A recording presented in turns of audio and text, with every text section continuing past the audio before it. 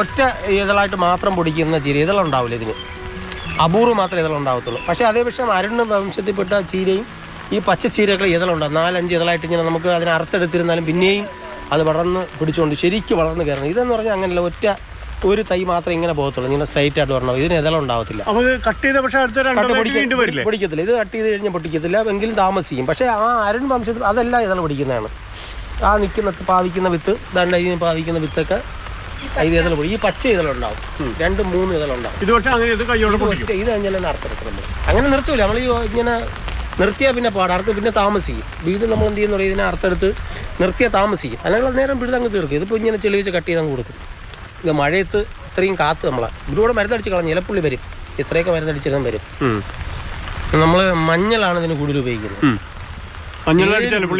ഇലപ്പുള്ളി മഞ്ഞളെന്ന് പറഞ്ഞാൽ മഞ്ഞൾ, കായം, പാൽക്കായം, വെളുത്തുള്ളിയല്ല, അതിനവിടെ ഈസ്റ്റ്, ഇത് അതിന് ആനുപാതികമായി കലക്കി തലേദിവസം വെച്ചിട്ട് പിറ്റന്ന് ആ മിശ്രം അടിക്കുമ്പോൾ ഇതിന് പുഴുക്കളുണ്ടെങ്കിലും ഇലപ്പുള്ളിയൊക്കെ പെട്ടെന്ന് ഇതൊക്കെ ഉണ്ടെങ്കിൽ ഇലപ്പുള്ളി ഇങ്ങനെ വന്നു കഴിഞ്ഞാൽ പെട്ടെന്ന് അടച്ചങ്ങ് പോകും. സാധാരണ അടച്ചങ്ങ് പോകും, സാധാരണ അത് ഒരു പ്രതിരോധമാണ്. പക്ഷേ കെമിക്കൽ, മറ്റുള്ള കെമിക്കൽ ഉപയോഗിച്ചെന്ന് പറയും ഒത്തിരി കെമിക്കലുകൾ കടകളുണ്ട്, അടിച്ചാൽ ഒരിക്കലും ഇതിനും ഇലപ്പുള്ളി രോഗം മാറത്തില്ല.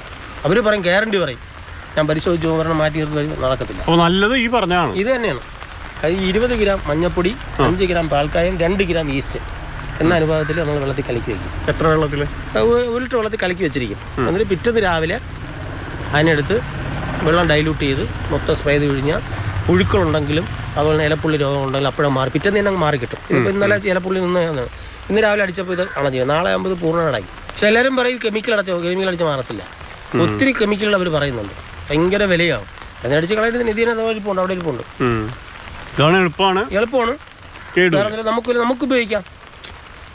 നമുക്ക് ഇതെന്ന് പറഞ്ഞാൽ ഇപ്പം ഇതിൻ്റെ പ്രത്യേകത എന്ന് പറഞ്ഞാൽ വേണ്ട, ഈ ചോറൊക്കെ നല്ല എന്താ നല്ല കളറായി വരും. നല്ല ചോറൊക്കെ എന്ന് പറഞ്ഞാൽ ഉണ്ടോ, ചോറൊക്കെ നമ്മൾ വെച്ച് നല്ല പിന്നെ തേച്ച് നല്ല കൈ കഴിയും, കുറച്ച് കഴിഞ്ഞാൽ നല്ല കളറാവും. ഭയങ്കര ഇതാണ്, ടേസ്റ്റാണ്. ഇതിന് നല്ല ടേസ്റ്റ് ഉള്ളതാണ്. വേറെ ഐറ്റങ്ങളുണ്ട്, പക്ഷെ അത് നടുവില്ല. ഞാനത് നമ്മൾ സെയിൽസ് ഇല്ലാത്ത സാധനങ്ങളല്ല, പലതും ഇങ്ങനെ ഒത്തിരി വിത്ത് ഇറങ്ങുന്നുണ്ട്. എല്ലാം സെയിൽസിനേക്കാൾ കൂടുതൽ ടേസ്റ്റ് ഒരിക്കൽ വാങ്ങുന്ന ആൾ പിന്നെ വാങ്ങും. ഞങ്ങളും അത് അനുഭവിച്ചേ കൊണ്ടാണ് നമ്മളിത് തന്നെ ചെയ്യുന്നത്.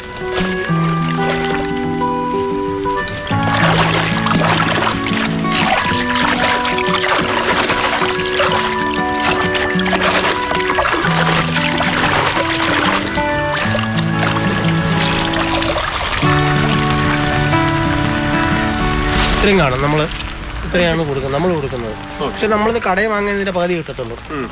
അതുകൊണ്ടല്ലാതെ 2 തോരന് വരും. പലരും ചോദിക്കും, നമ്മുടെ വഴക്ക് പറയും, ഇതെല്ലാം ഞങ്ങൾക്ക് നിങ്ങൾക്ക് നഷ്ടമില്ല എന്ന് ചോദിക്കും. ഇത് ഇലപ്പുള്ളി വന്നതാണ്, കണ്ട ആ മരുന്ന് അടിക്കുമ്പോൾ അത് കവറായി പോകുന്നുണ്ടാ. നമ്മളിത് കണ്ട ഇലപ്പുള്ളി വന്ന് മൊത്തത്തിൽ പുള്ളി വിടുന്നതാണ്. പക്ഷെ നമ്മൾ പറഞ്ഞ രീതിയിലുള്ള ഇത് അടിക്കുമ്പോൾ ഇതങ്ങ് മറയും. ഇതൊരു ഫംഗസാണ്, വെള്ളത്തിലൂടെ വരുന്നൊരു ഫംഗസാണ്.